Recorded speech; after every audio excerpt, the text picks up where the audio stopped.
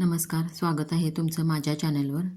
तर आज आपण बघणार आहोत लटकनचा एक सुंदर प्रकार. त्यासाठी मी 2.5 बाय 5 इंचाचा असा साडीतला काठ राहिलेला आहे, त्याचा तुकडा घेतला आहे बघा. मी यासाठी छोटे लटकन तयार करून घेतलेले आहे. त्यासाठी मी 1.5 बाय 3 इंचाचा कपडा वापरलेला आहे. ते असं लटकन तयार करून घेतलेले आहे. ते छोटे ते सेंटरवर ठेवायचे. एका साईडनं टीप मारून घ्यायची. हे बघा, हे आता पलटून घ्यायचं. असा कोन तयार होतो आहे. हा कोन तयार झालेला आहे. त्याच्यात आपण कात्रणं भरून घेऊया. कात्रण भरून घ्यायची.